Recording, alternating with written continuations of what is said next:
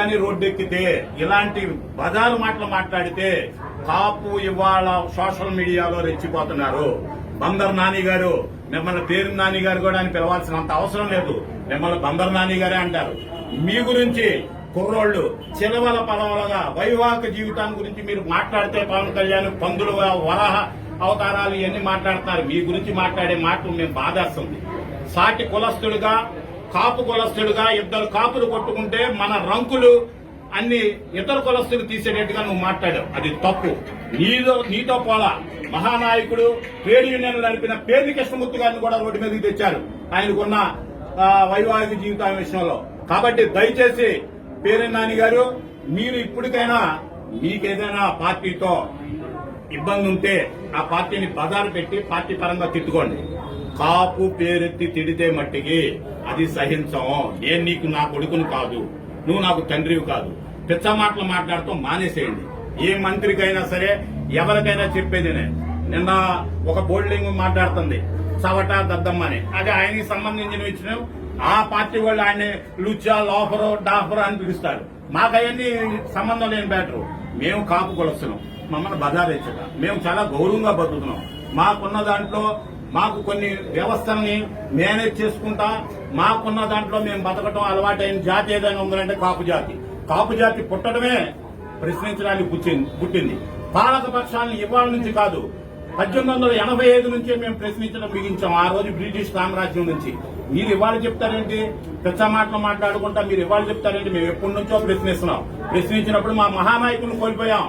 మేము మహానాయకులను కోల్పోయాం.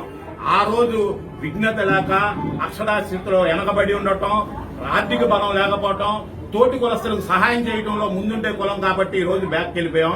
కాబట్టి ఏదో మీరు చిలవల పలవలుగా ఏదో డబ్బాలు కొట్టుకొని నేను పాలేరునంటే ఎవరు ఇష్టం వచ్చిన చోట పాలేరుతనం చేయండి. కులాన్ని బట్టి పేరెత్తి పాలేరుతనం చేయక. దయచేసి నీకు చెప్పేది ఏంటంటే కులం పేరు చెప్పి పాలేరుతనం చేయక. నీ ఇష్టం వచ్చిన పార్టీలో మీరు తిరగండి. కాపులు మంత్రులకు కూడా చెప్తున్నాం, మీకేదైనా ధైర్యం చేసి మీ బాస్ దగ్గర మాట్లాడదలుచుకుంటే కాపు కులస్తులకి కార్పొరేషన్ ద్వారా ఇస్తానన్న 2,000 కోట్లు తెప్పించండి. ఆకలి అలుమో అయ్యా బాబు అని అరుస్తున్న విదేశీ విద్యలో మగ్గిపోతున్న 240 మంది విద్యార్థులకు సెకండ్ టర్మ్ ఫీజు పంపించండి. పుస్తులు తాకట్లు పెట్టాళ్ళకు అక్కడ కడుతున్నారు. మేము చంద్రబాబు నాయుడు గారి మీద పోరాడి 15 కిలోమీటర్లు తుని దగ్గర నుంచి అన్నవరం దాకా నడిచి బస్సులు ఆపితే ఎక్కి వస్తే కార్పొరేషన్ ఏర్పడింది. అలాంటి కార్పొరేషన్ కి నిధులు కేటాయించడానికి ఏడుస్తున్నారు. మేము తెచ్చుకున్న కార్పొరేషన్ కి నిధులు కేటాయించడానికి ఏడుస్తున్నారు. దాన్ని చిలవల పనులు చేస్తున్నారు. ఏదో ఇస్తున్నారని మంత్రులు చెప్పి మభ్య పెడతాడా? కుదురుద్ది. ఇచ్చేది అందితే కదా, మీరు పెట్టేది తింటే కదా మేము తిన్నామని కడుపు నిండిందని చెప్పడానికి. పేపర్లలోనూ మీకు మీడియాలో ఉన్నాయని మీడియా ఛానల్స్ ని భయపెట్టి మేము వాయిస్ ని మూసినంత మాత్రాన ప్రజల్లో మీ మీద తిరుగుబాటు రాకమాందు కాపు కులస్తులు ఈ రోజు మీ మీద మండిపడుతున్నారు. మీరు చేసింది చాలా తప్పు.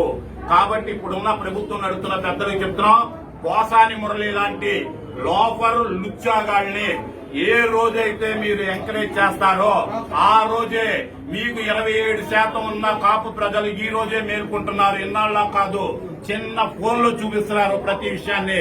ఏమంటే పేరు నాని గారు, మీరు కూడా గుర్తుపెట్టుకోండి, మేము చాలా బాధపడుతున్నాం ఆ మెసేజ్లు చూస్తుంటే. ఎందుకంటే మీరు కాపు జాతి కాబట్టి ఏంటి మన పరిస్థితి అలా అయిందని. ఇవాళ్ళకైనా మీరు తెచ్చుకొని మీ మనసు దగ్గర పెట్టుకొని, మీ నాలుక దగ్గర పెట్టుకొని, మీ వ్యవహారాన్ని సరిచూసుకొని, మీరు ఉన్న ప్రాంతాన్ని గుర్తు పెట్టుకొని, బందర్ అంటే ఒక ప్రత్యేకత కాపు బిడ్డలకు ఉంది.